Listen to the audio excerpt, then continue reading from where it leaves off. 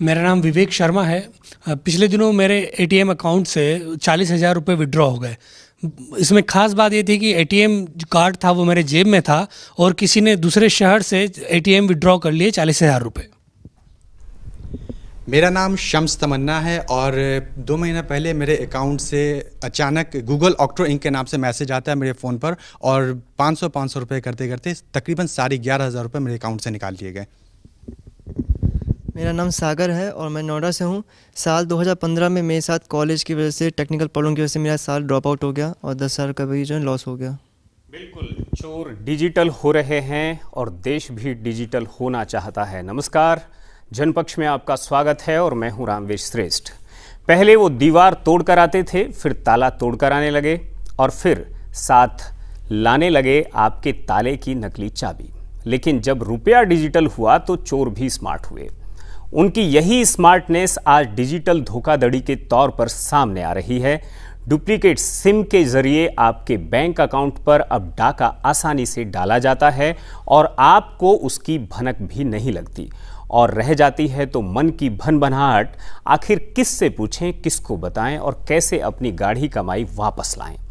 आज डिजिटल होते इंडिया के सामने सबसे बड़ी चुनौती है शायद सरकार, telecom department, cyber security, digital होते बैंक और वो तमाम मनी ऐप, सबको एक साथ मिलकर इस समस्या का समाधान तलाशना है।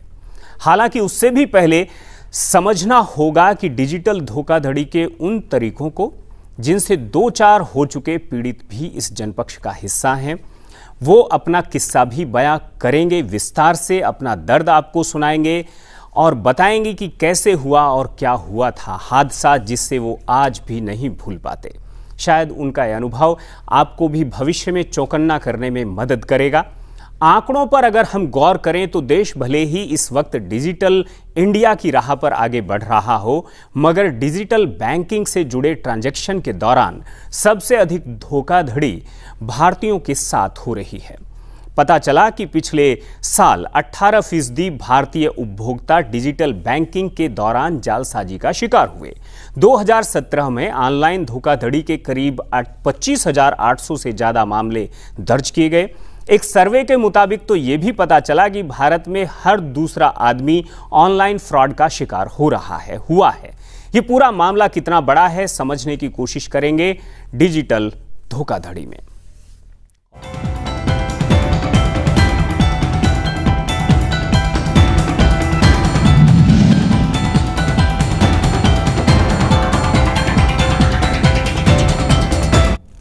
हमारे साथ वो तमाम पीड़ित हैं और वो लोग भी हैं जिनके साथ ये धोखाधड़ी करने की कोशिश की गई लेकिन वो ट्रैप नहीं हो पाए, लेकिन जो जाल में फंस गए, पहले उनकी व्यथा सुनते हैं।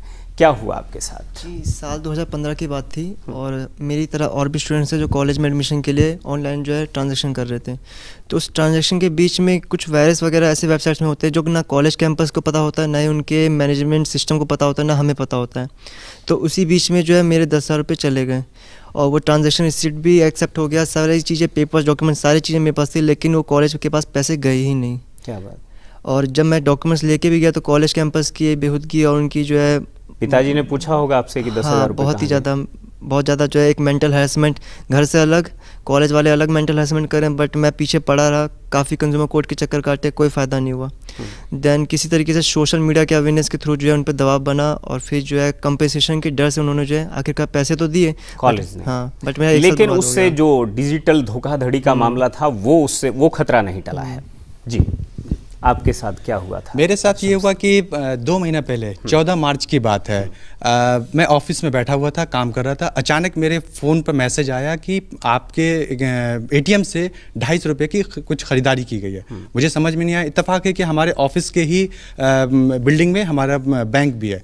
मैं फ़ौरन अपने बैंक में गया और वहाँ मैंने जो अधिकारी थे उनसे जो काम कर रहे थे वहाँ पर मैंने उनसे कहा। उन्होंने कहा कि नहीं हो सकता है कि आपने कुछ ख़रीदारी किया होगा। मैंने कहा भाई मैं कोई ख़रीदारी नहीं करता। हाँ, लास्ट मैंने ख़रीदारी 2 साल पहले की थी, उसके बाद मैं कभी कोई ख़रीदारी नहीं करता। उसी दौरान ये 2:30 बजे की बात है, तकरीबन 4 बजे मेरी सैलरी आई उससे पहले मेरे अकाउंट में पैसे नहीं थे। सैलरी आई, मैं गया एटीएम से पैसे निकालने के लिए। इंतजार कर रहे थे सैलरी? शायद ये हो सकता है। मैं सैलरी निकाला, मैं दो बार ट्रांजैक्शन किया 5-5 हज़ार का। इस बीच में मैसेजों की झड़ी लगनी शुरू हो गई लगातार। गूगल ऑक्ट्रो इंक के जरिए आपने 500 रुपये के POS खरीदारी कुछ करके ऐसे ही आ रहा था, लगातार आते ही चला जा रहा था। मुझे समझ में नहीं आया। मैं जल्दी से मैनेजर साहब के पास गया, उनसे मैंने कहा, उन्होंने मेरे अकाउंट नंबर पूछा और जब ओपन किया तो उन्होंने कहा कि भाई तुम्हारी तो अकाउंट से पैसे निकल रहे हैं पूरे, जल्दी से तुम अपना कार्ड ब्लॉक कराओ। तब ये निकल रहे थे? जी, लगातार मैसेज मेरे पास आते जा रहे थे। और फिर ये अकाउंट ब्लॉक कराने, अपना कार्ड ब्लॉक कराने में, ये मैसेज और कार्ड ब्लॉक कराने के बीच में 15 मिनट का फासला रहा। जब मैंने अपना कार्ड ब्लॉक करा दिया, उसके बाद भी तकरीबन रात भर मेरे पास मैसेज आते रहे। मुझे नहीं समझ में आया कि कितना मेरा निकला है अकाउंट में से। आपके घर में चोरी हो रही थी और आप चोर को पकड़ भी नहीं पा रहे? मैं खुद नहीं समझ पा रही थी। तो पहली बार हुआ, क्योंकि मैं अपने एक ATM कार्ड से सवाए घर जाने के लिए जब रेलवे का रिजर्वेशन करवाता हूं, उसके अलावा मैंने कभी काम नहीं किया। 2 साल पहले मैंने ज़रूर मोबाइल ख़रीदा था, उसके अलावा 2 साल के बाद, इस 2 साल के दौरान मैंने कभी कोई काम नहीं किया था। मुझे ये नहीं समझ में आया कि ऐसे कैसे हुआ। कार्ड ब्लॉक कराने के बाद मेरे अकाउंट में सिर्फ 4,000 रुपये बच गए थे। और एक मीडियम जो सैलरी, जो कम सैलरी वाले काम करने वाले, आप समझ सकते हैं कितना उसके लिए भारी पड़ सकता है। कल होके मैं आया, मैं पासबुक लेके मैंने अपडेट कराया तो पता चला कि 11,500 रुपये मेरे निकल गए। 500 करते करते पूरे 11,500 रुपये निकल गए। कुछ वापस नहीं मिला? नहीं, वो वापस हुआ एक प्रक्रिया दौरान। मैंने SBI कस्टमर केयर को फ़ोन किया तो वहाँ बहुत अच्छी ट्रेनिंग दी जाती है, जहाँ ये मानसिक तौर पर तैयार किया जाता है और ये कहा जाता है कि आपकी सभी समस्याओं का अवश्य समाधान किया जाएगा। उन्होंने मुझसे सारे ट्रांजैक्शन पूछे, मैंने एक एक ट्रांजैक्शन बताए। यानी 22 बार 500 रुपये निकाले गए थे और 2 बार 250 रुपये निकाले गए थे। टोटल में नाम था गूगल ऑक्ट्रो इंक, इस नाम से मेरे निकाले गए थे। मैं पासबुक भी लेके आया हूँ जिसमें मैं दिखा सकता हूँ। तो उसके बाद 24 घंटे के बाद उनका मैसेज आया कि आपने जो इन्फॉर्मेशन दी है वो इनकम्प्लीट है, इसलिए आपकी कंप्लेन क्लोज की जाती है। मुझे समझ में नहीं आया कि भाई आपने मुझसे जितनी इन्फॉर्मेशन मांगा मैंने तो दे दिया, फिर किस बात की इनकम्प्लीट है। फिर मैंने दोबारा कस्टमर केयर को फ़ोन किया, फिर मैंने उनसे कहा कि भाई जब जितना आप मुझसे मांगोगे मैंने तो दिया ना, आप मुझसे दोबारा पूछो जो और क्या जानना चाहते हो। उन्होंने फिर मुझसे सारे डिटेल पूछे। फिर 24 घंटे के बाद फिर मैसेज आया कि आपने जितना भी इन्फॉर्मेशन दिया था वो इनकम्प्लीट है, इसलिए आपका कंप्लेंट क्लोज किया जाता है। ठीक है। ये दूसरा दिन हो गया था। तीसरे दिन मुझे बहुत गुस्सा आया। फिर मैंने कस्टमर केयर को कॉल किया। मैंने कहा कि मुझे आपसे नहीं बात करनी, आप अपने कॉल को ट्रांसफ़र करो अपने सीनियर को, मुझे उनसे बात करनी, क्योंकि आप लोग को समझ में नहीं आ रहा है शायद। तो उसके बाद उन्होंने अपने सीनियर को ट्रांसफ़र किया, लेकिन सीनियर बात नहीं की। उनकी आवाज़ मुझे सुनाई दे रही थी, कस्टमर केयर के, SBI कस्टमर केयर के सीनियर की आवाज़ आ रही थी। अच्छा, उनसे ट्रांजैक्शन नंबर ले लो पूरा।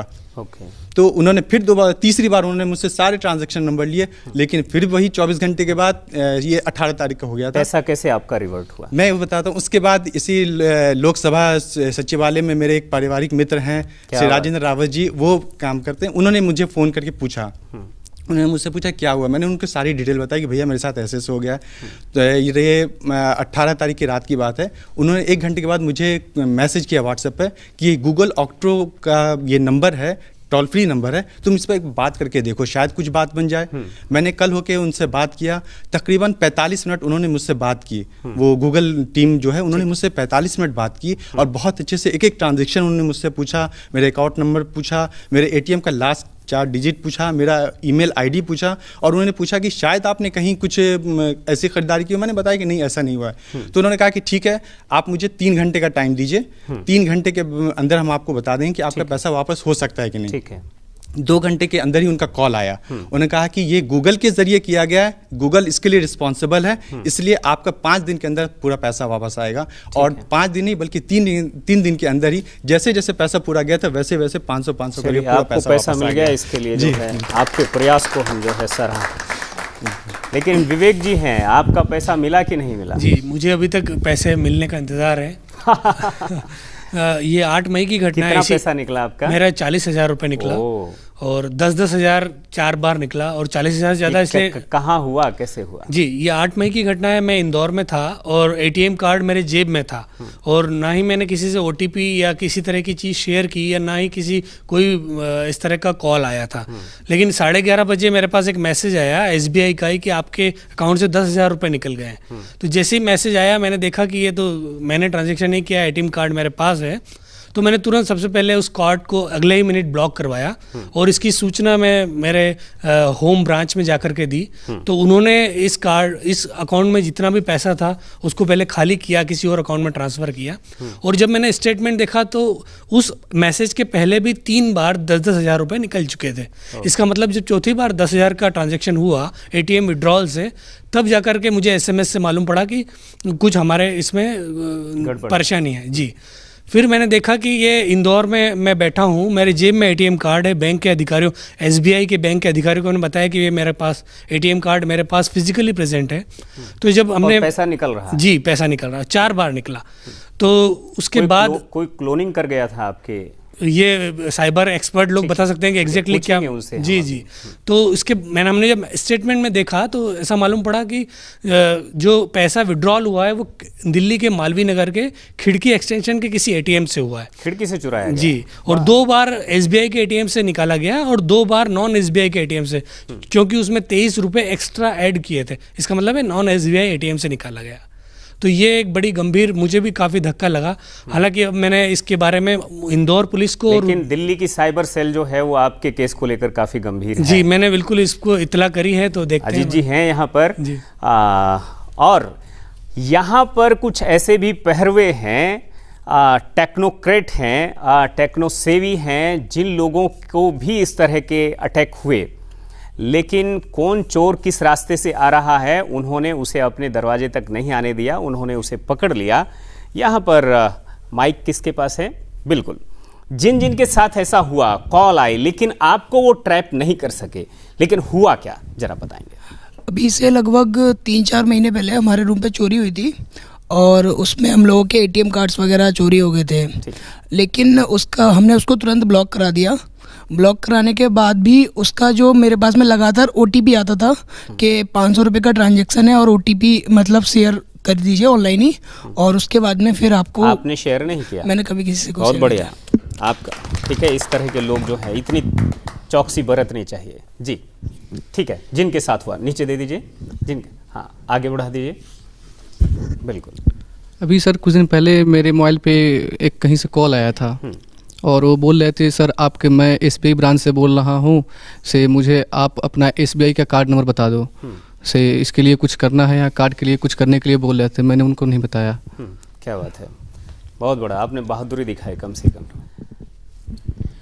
पिछले महीने की बात है, मुझे सेंट्रल बैंक ऑफ इंडिया से कॉल आया था कि आपने फ्लिपकार्ट पे शॉपिंग की हुई है, ये ओटीपी है, आप 2,500 का मतलब पेमेंट है, आपका ओटीपी हमसे ऑनलाइन शेयर कर दीजिए। तो मैंने कहा कि मैंने तो कोई शॉपिंग की नहीं। उन्होंने कहा आपने की है, तो मैंने उस ओटीपी नहीं बताया उन्हें। जब मैंने की नहीं तो मैं किस बात का ओटीपी बताता? क्या बात, बिल्कुल बनती है ताली ऐसे लोगों के लिए जो ट्रैप नहीं हो रहे हैं।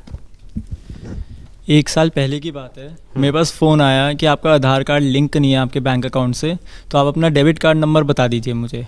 मैंने उसको नहीं बताया। मैंने उससे पहले पूछा कि आपको क्यों चाहिए मेरा, आप बैंक से बोल रहे हैं? उसने बोला हाँ, मैं पीएनबी बैंक से बोल रहा हूँ। तो मैंने बोला अभी आपके कस्टमर केयर पे फ़ोन करता हूँ और उनसे पता करता हूँ कि बैंक कैसे फ़ोन करता है। एकदम कॉल कट कर दिया उन्होंने। तो समझ गए कि कोई रवि प्रकाश जी जैसे आदमी। ठीक है। 2017 में मेरे पास एक कॉल आता है और उस पर वो बता रहे थे कि मैं एसबीआई का मैनेजर बोल रहा हूँ और मुझे आपका पिन चाहिए है। एसबीआई वाले कुछ ज़्यादा। यस। तो पिन मांग रहे थे मुझसे और इत्तेफाक की बात ये थी कि मैं वही मैनेजर के रूम में एसबीआई बैंक में ही मौजूद था और मैंने कहा मैं आपके सामने हूँ, तो उन्होंने जस्ट फ़ोन काट दिया और मुझे ब्लॉक कर दिया। दोबारा फ़ोन लगा ही नहीं। देखिए उधर भी है कुछ। सर लगभग 6 मंथ पहले मुझे भी एक कॉल आया था जिसमें मुझे एटीएम कार्ड का नंबर देने के लिए कहा गया था और उस कॉल आया था मुंबई से। बोले कि मैं सिंडिकेट बैंक का मैनेजर जो हेड ब्रांच होता है वहाँ से बोल रहा हूँ, आपका बंद पड़ा है एटीएम, तो आप अपना नंबर मुझे लिखवा दीजिए। तो सर मैं उस टाइम अवेयर था। कुछ दिन पहले बहुत सारी घटनाएं जो अधिकतर ग्रामीण क्षेत्रों में होती है, उनको बोला जाता है आप डॉलर में इतने रुपये जीते हैं और आप 10,000 या 20,000 हो गया, आप 10,000 या 20,000 यहाँ जमा करवाइए और आपको ये डॉलर। जागता है वो पाता है, जो सोता है वो खोता है। और इसलिए ये वो लोग हैं जो जागरूक हैं, इसलिए इन्होंने नहीं खोया। यहाँ पर कुछ और लोग हैं जी। सर कुछ दिन पहले मेरे पापा के पास कॉल आया कि मैं SBI दिल्ली का पापा के प्रतिनिधि बनकर। हाँ, दिल्ली SBI हेड ब्रांच से मैं बोल रहा हूँ। आपका ATM कार्ड मतलब आज शाम तक ही वैलिड है, इसके बाद आपका ATM कार्ड ब्लॉक हो जाएगा। सो आप जल्दी से, अकाउंट ही ब्लॉक हो जाएगा आज अगर आपने ATM कार्ड नहीं करवाया, रिन्यू नहीं कराया तो। पापा ने मुझे कॉल किया तो मैंने बोला कि ठीक है, उसको बोलिए कि मैं अभी 2 घंटे में आपको देता हूँ ATM का नंबर। तो तब तक पापा घर पे आ गया। उसने मुझे कॉल किया तो पापा ने बोला देखो फिर से कॉल आ गया। तो मैंने उससे बहुत सारी इंक्वायरी की, बोला कि मैं तो अभी होम ब्रांच से जाकर के मैं करवा लूँगा। तो नहीं सर, आपको तो देना ही होगा, ऐसा वैसा। फिर मैंने बोला कि भैया ठीक है, आपको मैं थाने में जा रहा हूँ और वहाँ पे मैं पुलिस को एक नंबर देता हूँ, आपका नंबर ट्रेस करेगा तब मैं आपको दूंगा। उसके बाद से मैं कॉल उसे लगाता रहा। मैं पुलिस को भी नंबर दिया, कभी नहीं लगा। बिल्कुल। आपके साथ कुछ कभी कोई कॉल? नॉर्मली मेरे साथ इंटरनेशनल अटैक्स ज़्यादा हो रहे हैं। पाकिस्तान से काफ़ी सारे मैसेजेस आते हैं व्हाट्सएप पे। एक्चुअली मेरी प्रोफाइल, मैं पुलिस ऑफिसर्स और आर्मी ऑफिसर्स को ट्रेनिंग देता हूँ। तो इस तरह की कॉल्स हमारी प्रोफाइल देख रहे थे। आप गूगल पे जब मेरे नाम से उम्मीद मिल से सर्च करोगे तो आपको सारी डिटेल्स मिल जाती है। ठीक है। तो वहाँ से वो लोग अपनी डिफेंस की इंटरनल इनकी जो प्रोसेस होती है उनकी डिमांड करते हैं। एक तरह से हनी ट्रैपिंग के बहुत सारे अटैक्स होते हैं। अच्छा, अलग अलग तरह से। आपको कई बार तो डॉलर में आप हनी ट्रैप में कभी नहीं मैं हमेशा से अवेयर रहता था। जैसे इस तरह के कॉल आते बिना रीड किए। कुछ ऐसे एडवांस अटैक भी होते हैं ईमेल एड्रेस के थ्रू, कि हमारे पास गवर्नमेंट की मिली जुली ईमेल आईडी से मेल आते हैं। एड्रेस बिल्कुल ऑफिशियल होता है, .nic.in या .gov.in, जो स्पूफ किया होता है। उसमें नॉर्मली एक डॉक्यूमेंट फाइल होती है और उसके पीछे एक मेलवेयर होता है। आपको लगेगा कि शायद एक डॉक्यूमेंट फाइल ही आई है, उसको जैसे ही ओपन करते हो एक EXE बैकएंड में एग्जीक्यूट होगी और आपको पूरा सिस्टम कॉम्प्रोमाइज़ हो जाएगा। तो लेटेस्ट है वो, इस तरह के अटैक्स हमारे पास ज़्यादा हो रहे हैं और आने वाले टाइम में यही साइबर क्राइम है। क्या बात है, हम समझेंगे इसे और विस्तार से आपसे। जी, किसी को और कुछ कहना है? जी हाँ, उधर पीछे भी देना है। पिछले 2 माह पहले की बात है सर, हमें सेंट्रल बैंक से कॉल आया था सर। वो पर्सनल नंबर से कॉल किया गया था सर। उन्होंने बोला कि हमें आपकी अकाउंट की वेरिफिकेशन की प्रक्रिया चली जा रही है और आपने अपने ATM से, हमारे पास 2-3 ATM है सर, उस ATM से मैंने ट्रांजेक्शन पिछले 3-4 माह से नहीं किया था। तो उन्होंने बोला कि आपके ATM से ट्रांजेक्शन नहीं हुए हैं तो आपके एक उस वेरिफिकेशन करना पड़ेगा। तो इसके लिए आपको ATM नंबर शेयर करना पड़ेगा। आपको ATM पर 16 डिजिट का जो कार्ड नंबर है उसको आपको करना पड़ेगा। हमने बोला कि उसको अगर करना होगा तो मैं सेंट्रल बैंक के उसको होम ब्रांच में जाके वहाँ पर कर दूंगा, आपको उससे टेंशन लेने की जरूरत नहीं। क्या बात, ठीक है।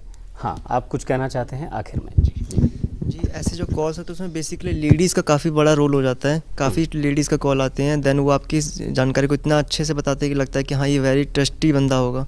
और इस तरह के कॉल्स ऐसा नहीं किसी बैंक से ही करते हैं, वाईफाई जिनसे लगवा लिया, इस तरह से फ़ोन आता है कि आपको लगता है कि वो वाकई जो है आपका पहले विश्वास जीतते हैं। ऐसे इन्फॉर्मेशन आपके साथ शेयर करते हैं जो सिर्फ आप ही को पता है और किसी को नहीं पता। तो उनके आसपास की टीम के मेंबर्स ही कभी ऐसे ऐसे घपलेबाजी करते हैं। बिल्कुल, यहाँ पर बहुत सारी दिलचस्प बातें जो हैं वो यहाँ पर हुई हैं। आपको भी कभी इस तरह का फ़ोन आया होगा, लेकिन आपने अगर इन सब की तरह से सावधानी बरती थी तो आप निश्चित तौर पर नहीं फंसे होंगे, और अगर नहीं बरती थी तो निश्चित तौर पर आप फंसे होंगे। और अगर नहीं आया है तो वो कॉल आपको आ सकता है, और हम चाहेंगे कि आप जैसे यहाँ पर लोग बैठे हैं ज़्यादातर, उनकी तरह से आप न फंसें। हमने दूसरी क्लास में एक कहानी पढ़ी थी, तीसरी क्लास में एक कहानी थी कि शिकारी आएगा, एक कबूतर बोलता था अपने सब साथियों को, दाना डालेगा, जाल बिछाएगा, आपको फंसाएगा और हमें नहीं फंसना है। लेकिन जब वो आता है, दाना डालता है, जाल बिछाता है, तो कहीं ना कहीं एक लालच में आकर के हम दाना चुगने के लिए उतर जाते हैं वो कबूतर, और उसके बाद फंस जाते हैं। वो कबूतर तो चूंकि संगठन में शक्ति होती है इसलिए जाल को लेकर के उड़ गए थे, लेकिन यहाँ मुश्किल है और आप अकेले हैं इस पूरे के पूरे युद्ध में, और इसलिए आपको खुद अपनी रक्षा करनी है, सुरक्षा करनी है। कैसे करनी है ये हमारे मेहमान आपको इस सारे के सारे मसले को बताएंगे, समझाएंगे। हमारे साथ अजीत कुमार हैं, आपका बहुत बहुत स्वागत है। आप साइबर सेल में एक्सपर्ट हैं, साउथ दिल्ली के आप इंचार्ज हैं। हमारे साथ नरेंद्र नाथ जी हैं और आप डिप्टी डायरेक्टर हैं डिप्टी डायरेक्टर हैं आप टेलीकॉम डिपार्टमेंट में, आपका बहुत बहुत स्वागत है। रवि प्रकाश जी हैं, आपका बहुत बहुत स्वागत है। आप रिटायर्ड चीफ जनरल मैनेजर हैं सीबीआई से, शायद सीबीआई की शिकायतें यहाँ खूब भरमार थीं, आप निश्चित तौर पर कुछ चीज़ें बताएंगे। हमारे साथ जितेंद्र कुमार जैन हैं, साइबर एक्सपर्ट हैं, आपका भी बहुत बहुत स्वागत है। सबसे पहले मैं अजीत कुमार जी के पास जाऊंगा और समझने की कोशिश करूंगा कि ये जो बहुत सारी बातें यहाँ से निकल करके आई हैं, इसमें आपका क्या अनुभव रहा है?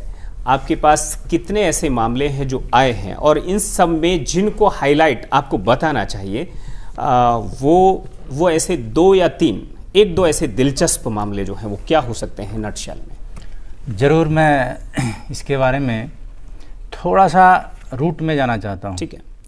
डिजिटाइजेशन के बाद जो छुटभइये जो चोर उचक्के थे, उनको जो पॉकेटमारी करते थे, बस से चलते थे, जो उठाईगिरी करते थे, बर्गलरी करते थे, उनको अब पैसे मिलने बंद हो गए। तो उनने दूसरा रास्ता सोचा कि पैसे कहाँ से मिलेंगे। वो स्मार्ट हो गए, वही स्मार्ट हो गए, वही लोग। अच्छा। उनमें से जो हमारे गूगल ऐप है, यूट्यूब है, उसमें बहुत सारे चीज़ें हैं टेक्नोलॉजी के बारे में जो आसानी से सिखा देती हैं। ठीक है। कुछ जगह है, जैसे बिहार में, झारखंड में जामतारा है, कुछ हरियाणा में 1-2 जगह है, राजस्थान में है। वहाँ से लोगों ने ज़्यादातर, सुन लीजिए, इंस्पेक्टर साहब जो हैं आपके इलाके का नाम ले रहे हैं, इसलिए आप भी बचकर रहिए वहाँ से स्पेशली, और उन लोगों का हिस्सा बनने से भी, और उन लोगों से सावधान भी रहना जरूरी है। इसके लिए उन्होंने अब टारगेट करना शुरू किया। तो टारगेट शुरू करने से पहले इजी एस्केप होना चाहिए। अगर चोर साहब फंस जाएंगे तो अगला काम कैसे करेंगे? तो इजी एस्केप उन्होंने हमारी सिस्टम के लूपहोल को टारगेट किया। सिस्टम में लूपहोल है कि आधार कार्ड फ्रॉड डॉक्यूमेंट्स पे बन जाते हैं, voter I card fraud documents पे बन जाते हैं, इजी फ्रॉड डॉक्यूमेंट्स पे आपको मोबाइल कनेक्शन मिल जाते हैं। इन सारे लूपहोल को फ़ायदा उठा के पहले तो उन्होंने ये किया कि फ्रॉड डॉक्यूमेंट्स के बेस पे अपने सिम कार्ड प्रोक्योर किए। ओके। सिम कार्ड प्रोक्योर करके वो लैपटॉप ले लिए, और जो जामतारा का इंसिडेंट है, वो जंगलों में चले जाते हैं, ट्रैक्टर ट्रॉली जनसेट लेके, और वहाँ एक आदमी कॉल करता है, एक आदमी पैरेलल ट्रांजैक्शन पे लगा रहता है। जैसे ये हमारे विक्टिम्स लोग हैं जिनके पास अटेम्प्ट्स हुए हैं या जो विक्टिमाइज हुए हैं, बहुत लोगों ने बताया, तो ये पहला फेज़ था। तो उस फेज़ में वो लोग ट्रैप करते थे कि आपका थ्रेट देके कि डर जाएगा आदमी कि मेरा कार्ड ब्लॉक हो जाएगा, अगला कल मैं ट्रांजैक्शन कैसे करूँगा। कभी बोले कि आपको लॉटरी मिलेगा, OTP शेयर कीजिए। इस तरीके से किसी न किसी तरीके से उन्होंने प्रलोभन दिया। जो ट्रैप में फंस गया, पहले आपका 16 डिजिट कार्ड पूछे, कार्ड पूछने के बाद उन्हें ट्रांजैक्शन पैरेलल चल रहा है, फिर आपके मोबाइल पे OTP जाएगा SMS के थ्रू, आपने OTP शेयर कर दिया। जैसे OTP शेयर कर दिया, आपके अकाउंट से पैसे छूमंतर वो किसी न किसी वॉलेट में ट्रांसफ़र कर दिए, अकाउंट में ट्रांसफ़र कर दिए, कोई परचेजिंग कर दिए। तो इस तरीके के केसेस 2016 से आना शुरू हो गया। 17 में, लेकिन वो जिस अकाउंट में उसे ट्रांसफ़र करते हैं जी, वो अकाउंट तो बैंक के सर्विलांस में है। जी, बता रहा हूँ। मैंने पहले बताया इजी एस्केप।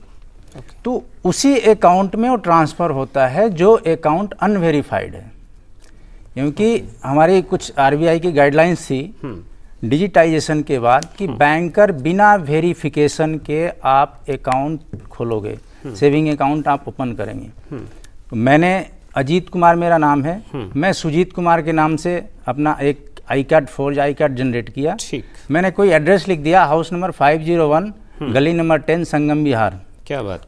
मेरा कोई एड्रेस नहीं है संगम बिहार का। मैं प्रोड्यूस किया बैंकर के पास। बैंकर की मैंडेटरी है कि उनको अकाउंट खोल के देना है, क्योंकि आधार जीरो कार्ड बैलेंस पे। आधार कार्ड है मेरे पास। आपने अकाउंट खोल दिया, ना सुजीत कुमार है, ना हाउस नंबर 501 है, ना संगम बिहार है कोई। उस तरीके से उस अकाउंट में अमाउंट ट्रांसफ़र हो गए। अब आगे कंप्लेन जाता है पुलिस के पास। पुलिस बैंकर से पूछती है, बैंकर केवाईसी निकाल के देते हैं। पुलिस वहाँ पे पहुँचती है तो वहाँ पे कोई एड्रेस ही नहीं है, ना सुजीत कुमार है, ना सुजीत कुमार का कोई नाम है, ना एड्रेस है, ना गली नंबर है। तो ये उन्होंने एस्केप रूट तैयार किया। फौज डॉक्यूमेंट्स के बेस पे मोबाइल लिया, फौज डॉक्यूमेंट्स के बेस पे उन्होंने अकाउंट ओपन किया, फौज डॉक्यूमेंट्स के बेस पे उन्होंने वॉलेट बनाया। माने पूरा आधार जो है वो पूरी तरह से फ्रॉड है। बिल्कुल। और इस आधार में किस तरह से हम सब निराधार हो जाते हैं, अपना पैसा खो बैठ रहे हैं, ये सब हम देख रहे हैं। वक्त एक छोटे से ब्रेक का है। ब्रेक के बाद जब हम वापस आएंगे तो यहाँ जो एक्सपर्ट हैं उनसे समझने की कोशिश करेंगे इसके अलग अलग आयाम को।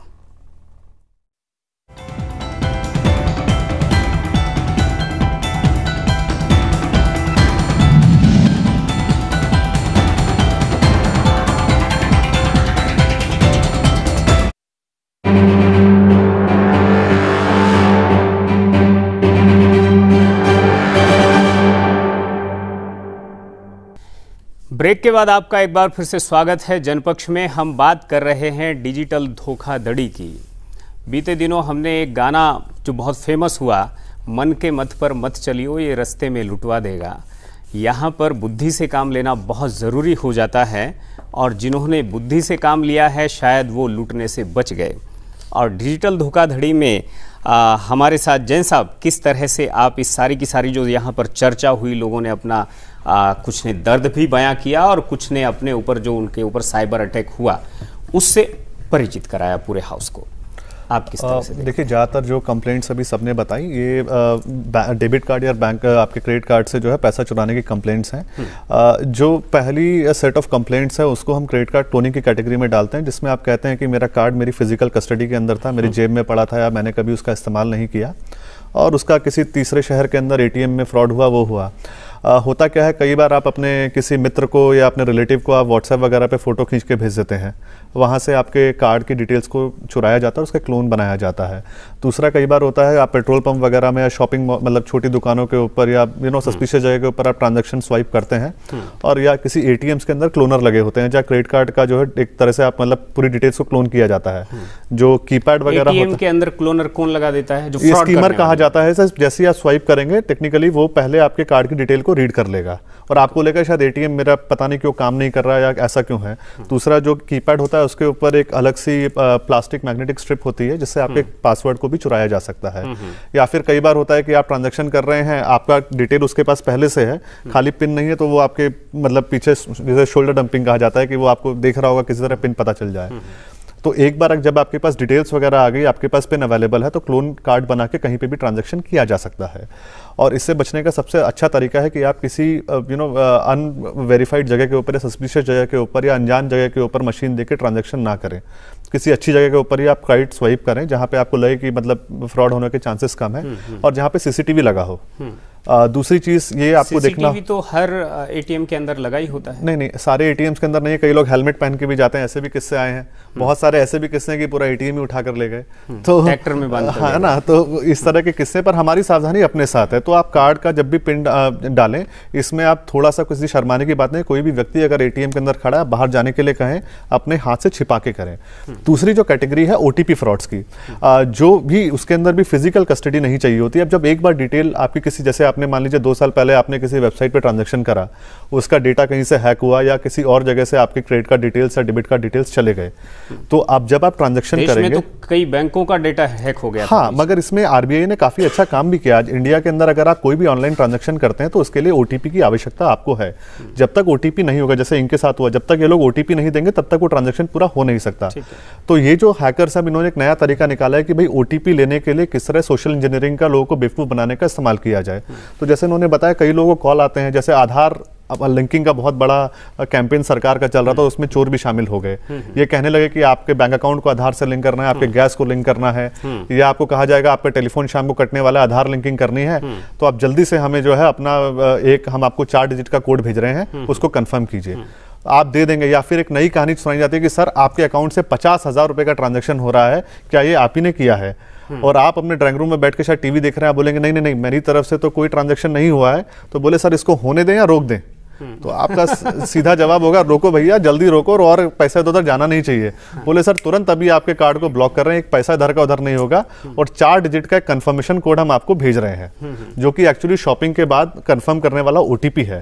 आप सोचेंगे मैंने कार्ड ब्लॉक कराने के लिए ओटीपी दिया और आपके साथ जो है वो ट्रांजैक्शन पूरी की पूरी जो है पैसा 50,000 छूमंतर, बिल्कुल है ना। तो एक आखिरी चीज मैं आपको बताना चाहूंगा कि ये जो हमारे पास कई बार जो कंप्लेंट्स हैं, जिसका ये आप बात करें, अगर आपके साथ किसी भी तरह का फ्रॉड होता है 24 घंटे के अंदर अंदर बैंक को इन्फॉर्म कीजिए। स्पेशली क्रेडिट कार्ड के केस के अंदर आपको पूरा का पूरा पैसा 100% रिफंड किया जाएगा। अगर कोई भी बैंक आपको देने में आनाकानी करता है या अगर जेन्युइनली ये आपके साथ फ्रॉड हुआ है तो आप बैंकिंग लोकपाल को लिखिए, आपका पैसा वापस दिया जाएगा। मगर एक चीज़ का आपको ध्यान रखना होगा, जितनी जिम्मेदारी बैंक की है उतनी जिम्मेदारी आपकी भी है। अगर आपने ओटीपी अपना शेयर किया है खुद, तो उस केस के अंदर बैंक की जिम्मेदारी समाप्त हो जाती है, क्योंकि ये सेकंड फैक्टर ऑथेंटिकेशन जिसे कहा जाता है कि आपका पासवर्ड भी अगर कहीं हैक हो गया या पिन कोड अगर हैक हो गया, पिन का डेबिट पिन, उसके बाद आपके मोबाइल पर भी एक ओटीपी पहना चाह रहा है, तो अगर आप वो भी शेयर करते हैं तो फिर आप मतलब जो है एक तरह से मैं कहूंगा कि शायद आप केयरफुल नहीं है, आप बेवकूफ़ी कर रहे हैं, तो उसके अंदर जिम्मेदारी है वो शायद बैंक की कम आपकी ज़्यादा हो जाती है। बिल्कुल। हमारे साथ नरेंद्र नाथ जी हैं और ये जो सारी समस्या है इसको अगर हम समझें तो फिर किस तरह से कहेंगे आप? नहीं, जैसे बता रहे थे, बेसिकली क्या है कि फ्रॉड जैसे बता रहे हैं हर टाइम पे हो रहा था। अभी क्या है कि नया प्लेटफॉर्म आया, फ्रॉड स्मार्ट हो गया है, स्मार्ट हो गया और उस नया प्लेटफॉर्म पे हो रहे हैं। पहले भी धोखाधड़ी होता था, बिल्कुल, जैसा आपके घर में आके सोना का साफ करने के लिए बोलते थे और सोना का साफ करके ले जाते थे, तो वैसे ही होता है that you make a fool of you, that's still happening and आपको सतर्क रहना चाहिए उसके लिए। और एक प्रोसेस भी बनाया, बैंक्स भी बनाए हैं, टेलीकॉम कंपनीज भी बनाया ताकि ये फ्रॉड्स जो है वो कम हो पाए। पहले चीज़ जैसा है वो सेकंड फैक्टर ऑथेंटिकेशन जो ओटीपी वाला है वो पहले नहीं था, अभी हुआ है। तो पहले तो आप पासवर्ड देते थे, आपका वो सीवीवी कोड देते थे, आपका ट्रांजैक्शन हो जाता था, ऑनलाइन ट्रांजैक्शन। अभी भी सीवीवी देने के बावजूद आपका ट्रांजैक्शन नहीं होगा, आपको सेकंड फैक्टर ऑथेंटिकेशन होता है। So that you have to be very careful कि सेकंड फैक्टर ऑथेंटिकेशन जो है, कोई आपको पूछता है पासवर्ड जो है या ओटीपी, आपको नहीं देना चाहिए। अगर वो नहीं देंगे तो आपका फ्रॉड नहीं होगा। दूसरा जो कार्ड स्किमिंग का है, that you have to take care of. और अभी कुछ नया चीज़ ये होता है कि जैसा डुप्लीकेट स्कीम है ना, जी, जैसा सिम वाला है, some of the places that they ask for a SIM, it's okay if I speak in English, I am not very fluent in. नहीं, आप बहुत बढ़िया बोल रहे हैं। नहीं, ठीक है। और सिम के मामले में भी क्या होता है कि जो डुप्लीकेट सिम दे के, बिकॉज ओटीपी तो आपको मोबाइल पे आता है, अगर आपका मोबाइल का सिम किसी और के हाथ में लग गया तो ओटीपी उनके पास चला जाता है। तो एक बीच में हो रहा था कि ये आप कोई जाके कंप्लेन करता था कि मेरा सिम खो गया और आपके नाम के सिम उनके पास चला जाता था, बिल्कुल, और कुछ देर के लिए आपको बस सर्विस जब नहीं है वो दे विल इनिशिएट ट्रांजैक्शन, उनके पास ओटीपी आ जाता था। तो उसको कंट्रोल करने के लिए भी अभी है कि आप वेरीफाई करो, द वेरिफिकेशन प्रोसेस इंट्रोड्यूस किया गया है। आप टेलीकॉम अधिकारी हैं, आप बैंक के और बड़े बैंक के सबसे बड़े अधिकारी रहे हैं, कई बातें यहाँ पर आई। एटीएम जो है वो सुरक्षित नहीं है, वहाँ पर क्लोन बना लिया जाता है, अंदर ही जो फ्रॉड करने वाले लोग हैं वो डेटा रीड कर लेते हैं, उसके बाद वो उसको डुप्लीकेट बना लेते हैं, कहीं से भी पैसा निकाल लेते हैं। और दूसरा ये है कि जो बैंक अकाउंट खोल रहा है उस अकाउंट में भी उसका वो ऐसे भी अकाउंट हैं जो एक तरह से रिलायबल नहीं हैं, वो फ्रॉड लोगों के भी अकाउंट हैं और एकदम ठीक है, इस तरह की कई बातें आई हैं। इन सब चीज़ों को बैंकिंग सिस्टम जो है वो उसका सर्विलांस जो है या वो कितना चुस्त है? आपने पहले कहा सबसे ज़्यादा कंप्लेंट स्टेट बैंक के लिए है, तो मैं स्टेट बैंक की बात ही शुरू करता हूँ, बिकॉज सबसे ज़्यादा कार्ड, सबसे ज़्यादा अकाउंट हमारे पास ही होते हैं। बिल्कुल बिल्कुल। पहली तो बात है जो पहले भी आई, आपको भी सतर्क रहना होगा, आपको बैंक का साथ देना जरूरी है। ऐसा नहीं है कि बैंक्स ने और रिजर्व बैंक ने काफ़ी स्टेप्स लिया है, और मैं बताता हूँ चोरों से सतर्क रहने के लिए तो हम बैंक चले गए। नो, और बैंक ने कहा कि हम आपका पैसा यहाँ सुरक्षित है, आपका सोना यहाँ सुरक्षित है। उसके बाद फिर हम हर टाइम अलर्ट रहें कि हमारे ऊपर कैसा अटैक हो रहा है।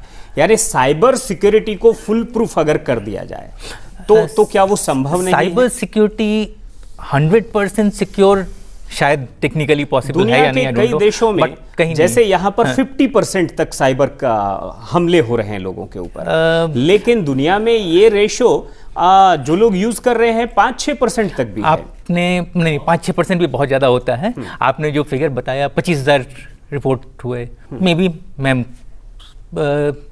सोच लूँ कि 25,000 और नहीं रिपोर्ट हुए, लेकिन पिछले साल जो टारगेट था डिजिटल ट्रांजैक्शन का जो गवर्नमेंट ने दिया था वो 2500 करोड़ ट्रांजैक्शन थे। तो वो 50% का फिगर कहाँ से आ रहा है मुझे नहीं पता। वो एक्चुअली एक फ्रैक्शन 2-3 डिसमिल के बाद का फ्रैक्शन जीरो भी कुछ उतना जैसे नहीं इन लोगों ने कहा, बट जितना है इन्होंने कहा हमने इन्हें कोई ऐसा नहीं बुलाया, जैसा इन लोगों ने कहा कुछ ट्रैप है और कुछ अनट्रैप। हाँ, कुछ चीज़ें मैं बताता हूँ। पहली बात इसमें किसी ने नहीं मेंशन किया, कम से कम महीने में या महीने ऑलमोस्ट एवरेज एक महीने में एक मैसेज सबके पास आता है, कम से कम मैं स्टेट बैंक की बात तो पक्का कह सकता हूँ। उसमें कहते हैं कि आप अपने OTP नहीं बताएं, पिन नहीं बताएं। आई थिंक आप लोगों को मिला है, मिलता है, अभी भी मिलता है, अभी भी मिलता है। अब आप उसके बाद भी अगर आप OTP शेयर करेंगे तो रिजर्व बैंक और बैंक क्या कर सकते हैं? OTP शेयर नहीं करेंगे, अगर जो बाकी OTP शेयर नहीं करेंगे, लेकिन विवेक जी जैसे लोग, ठीक है, SBI का ATM है, ठीक है, उन्होंने ATM के अंदर अपना कार्ड लगाया और उनका डेटा रीड हो गया, क्लोन बन गया और पैसा निकल गया। क्लोन अगेन ये प्रॉब्लम हम लोग सबको सॉल्व करना है, मे बी पुलिस से भी हेल्प चाहिए, बिकॉज फिजिकल जहां किसी ने अटैक किया तो एक रिक्वेस्ट होगा। SBI का जो R&D डिपार्टमेंट है वो करेगा, नहीं सब करता है, लेकिन अगर आपने ऊपर से लगाया, नहीं सब लोगों को मिलकर करना है। देखिए उसमें प्रॉब्लम ये है कि अगर फिजिकल किसी ने लगाया बट वो ATM पे अगर आप थोड़ा चौकन्ना रहें तो दिखता है कुछ, जैसे उन्होंने कहा एक अलग से पैड दिख रहा है, तो कोई डाउटफुल लगे तो आप उस ATM को ना यूज़ करें। आपको पीछे से कोई देख रहे हो ये तो आप रोक सकते हैं। सो ये छोटी छोटी प्रिकॉशंस आपको लेनी होगी। आप जैसे इनके कॉलेज में हुआ, अब आप अगर इंटरनेट पे हैं और आपका कॉलेज इंजीनियरिंग कॉलेज है, आप सॉफ्टवेयर अपग्रेड नहीं करेंगे, एंटीवायरस सॉफ्टवेयर नहीं लगाएंगे, तो केवल सिस्टम को ब्लेम करना नहीं काफी होगा। But I tell you there are lot of precautions. हम जो है एक जो हमारे साथ मेहमान हैं जो इस तरह के जो लोग हैं उनको ट्रेंड करने का काम करते हैं। एक तो आपका जो काम है पर्टिकुलर वो किस तरह की ट्रेनिंग का होता है, और अगर इस फ्रॉड को रोकने के लिए आप 3-4 उपाय अगर देश की ऑडियंस को, देश के लोगों को, कंज्यूमर को अगर बताना चाहें तो वो क्या हो सकते हैं? मेरा नाम उमेद मील है। मैं नॉर्थ इंडिया की जैसे यूपी, हरियाणा, हिमाचल और राजस्थान पुलिस ऑफिसर्स को ट्रेनिंग देता हूँ। उसमें basically evidence seizure, cyber crime investigation and digital forensics रहता है। उसके अलावा मैंने हायर अथॉरिटी, इंडियन एयरफोर्स और आर्मी के साथ भी काम किया है। हमारे जो ग्राउंड लेवल पे जो क्राइम हो रहा है, अगर इंडिया में पूरे साइबर क्राइम को मैं देखूँ तो 50% तो सिर्फ बैंक फ्रॉड ही ले जाऊँगा। 50% में आपका कार्ड क्लोनिंग है, आपका OTP शेयरिंग है, कुछ इस तरह के हैं। अगर आप इसको पूरे को एनालाइज करो तो स्टार्टिंग में जैसे 2009-10 के आसपास आपसे OTP डायरेक्ट फ़ोन पे पूछते थे। ठीक, धीरे धीरे उन्होंने क्रिमिनल्स ने मॉडस ऑपरेंडी चेंज किया। एक व्हाट्सएप पे हमारे पास एक लॉजिक आता था कि एक नंबर है, उसमें इतना ऐड करो, इतना सब्सट्रैक्ट करो, इतना डिवाइड करो, और वो सेम नंबर वापस डिकोड हो जाता था। ये उनका सेकंड मेथड था OTP लेने का। हम लोग फिर अवेयर होने लगे, जनरल पब्लिक है वो अवेयर होने लगी। अब उन्होंने एक लेटेस्ट मेथड यूज करना शुरू किया जो नोकिया। हम अवेयर हैं इस पहली से जो बता रहे हैं। जो नोकिया 1100 फ़ोन आता था, हमारा सबसे पुराना फ़ोन, उसमें एक टेक्नोलॉजी आती थी DTMF, dual tone multiple frequency, और वो हम आज भी अपने एंड पे यूज़ करते हैं। जैसे कस्टमर केयर को कॉल करते हैं तो सबसे पहले ये होता है कि हिंदी के लिए 1 दबाएं, इंग्लिश के लिए 2 दबाएं। वो लोग इसी टेक्नोलॉजी का मिसयूज़ कर रहे हैं। वो आपको बोलेंगे कि सर आजकल बहुत सारे फ्रॉड हो रहे हैं। फ्रॉडिस्टर खुद बोलता है कि बहुत सारे फ्रॉड हो रहे हैं, आप अवेयर रहो। आप OTP ना तो मुझे बताओ और ना किसी और को, आप बस अपने फ़ोन में OTP इंसर्ट करो, वो हमारे सर्वर पे ऑटोमेटिक अपडेट हो जाएगा। क्या बात। बट ऐसा कुछ नहीं होता। वहाँ पर MITM अटैक होता है, आपका OTP पैरेलल डिकोड हो रहा है। जैसे आप कभी साउंड ऑब्जर्व करना, फ़ोन का लाउड स्पीकर ऑन करो, उसमें 1 to 0, 1 to 9 and 0 to digit आप प्रेस करते हो, हर एक डिजिट का साउंड अलग होता है, उसकी फ्रिक्वेंसी अलग होती है, और फ्रॉडिस्टर उसी को डिकोड करता है, उसके बेसिस पे ट्रांजैक्शन होता है। क्या बात, क्या बात, क्या बात। कितना ये आने वाले टाइम में ताली बजाने का इशू कम है और खतरे की घंटी ज़्यादा है। हम आखिर में आपसे सिर्फ ये जानना चाहेंगे, मेरे पास अगर वोडाफोन है, ठीक है, उसका जो कस्टमर केयर नंबर है उसी से फ़ोन आता है, 1-to-1 पर फ़ोन आता है, ठीक है। और मुझे इसलिए कि मेरे कस्टमर केयर से ठीक है, उस फ़ोन है, मेरी कंपनी का फ़ोन है, इसलिए मैं उसको उठाता हूँ और फिर वो मेरे से डिटेल मांगता है, तब मुझे लगता है कोई फेक कॉल नहीं है, ठीक है, और मैं उसे अपनी जानकारी शेयर कर देता हूँ और फिर मेरे साथ एक धोखाधड़ी हो जाती है। ये सब हो रहा है। बिल्कुल, आपको कभी भी अपनी क्रेडेंशियल शेयर नहीं करनी है। कोई भी सर्विस प्रोवाइडर, चाहे बैंकर है या आपके टेलीकम्युनिकेशन के सर्विस प्रोवाइडर हैं, आपके इस तरीके से क्रेडेंशियल कोई ऐसा नहीं मांगेंगे जिसके साथ आपसे चीट हो सके। तो वो क्रेडेंशियल फ्रॉडलेंस आदमी मांगता है, चीटर मांग सकते हैं। तो उस तरीके को जो कॉल्स हैं आपको बहुत केयरफुली सुनना है और तुरंत रिस्पॉन्ड नहीं करना है। ये सिम स्वैपिंग का क्या चक्कर है? सिम स्वैपिंग का जो कार्ड क्लोनिंग के लिए जो अभी रिपोर्ट हुआ है, जो विवेक जी के ने बताया है, बिल्कुल, इसमें लेटेस्ट हमने एक रोमानियन नेशनल गैंग हमने बस्ट किया था। अभी मेहरौली पुलिस स्टेशन में केस रजिस्टर्ड है।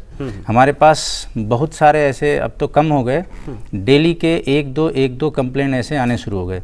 हमने उसका ट्रैक रिकॉर्ड खंगाला, सीसीटीवी फुटेज देखे, तो उसमें उनका मोडस ऑपरेंडी था कि मास्क पहन के जो अनगार्डेड एटीएम थे उसको टारगेट करते थे और ऑड आवर्स में जाते थे।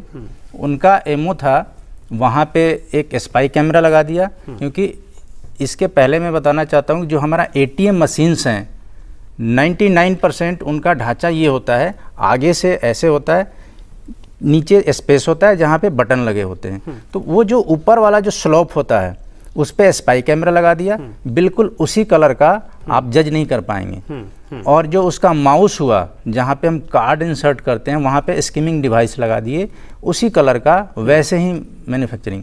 जैसे आपने कार्ड इंसर्ट किया, आपके कार्ड का क्रेडेंशियल उनके डिवाइस में ट्रांसफ़र हो गया। आपने जब अपना पिन प्रेस किए उनके कैमरे में रिकॉर्ड हो गया। मॉर्निंग में इंस्टॉल किया, इवनिंग लेट आवर्स ले गए, लेट आवर्स ले जाने के बाद उन्होंने प्लास्टिक कार्ड प्रोक्योर किए इजीली, जो गिफ्ट वाउचर्स कार्ड वगैरह मिलते हैं सारे शेप एक जैसे होते हैं, उन्होंने लैपटॉप के जरिए उसका आपका कार्ड का क्रेडेंशियल उसमें ट्रांसफ़र कर दिया और ट्रांसफ़र करने के बाद आपका पैरेलल क्लोन कार्ड उनके पास तैयार हो गया और उसके जरिए ट्रांजैक्शन। मैं नरेंद्र नाथ जी से एक आखिरी बात पूछना चाहता था, बस समय हो चला है, बस इसलिए कि बाकी सब बातें ठीक हैं, लेकिन अगर विवेक जी का पैसा मारा गया, चला गया उनके खाते से, कहीं टेलीकॉम डिपार्टमेंट इन्वॉल्व था या फिर बैंक इन्वॉल्व था, अब रोमानियन गैंग है, उसको तो वो नहीं ट्रैक कर सकते, ठीक है, इनका जो पैसा है उसकी भरपाई किसको करनी चाहिए, कौन अकाउंटेबल है, इसका कोई मैकेनिज्म बनाया है क्या अभी तक?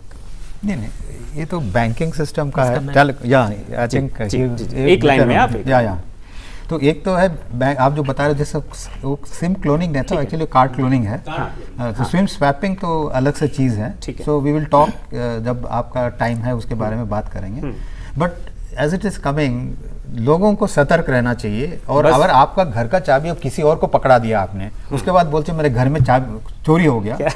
दो चीज़ें बोलना, एक तो पहला, कार्ड क्लोनिंग को और मुश्किल करने के लिए कार्ड्स आपके चेंज हो रहे हैं। अब चिप बेस्ड कार्ड्स सारे बैंक्स चेंज कर रहे हैं। ऑब्वियसली अगर इतने कार्ड हैं तो थोड़ा टाइम लगेगा। आप जल्दी, अगर आपको लगता है तो आप जल्दी बैंक को बोल के करा लीजिए। इस साल के अंत तक करीब सारे कार्ड चिप बेस्ड हो जाएंगे। लेकिन तो लेकिन इसमें और जल्दी करनी चाहिए। नहीं, और जल्दी अगर आप नंबर से अगर जानते हो तो आप सोचेंगे कि तभी आसान हो। और दूसरा चीज़ है, आरबीआई का गाइडलाइंस है, अगर आपने ओटीपी शेयर या आपकी तरफ से कोई आपने चाबी ना दे दी हो तो एक्चुअली कंपनसेशन बैंक दे देता है।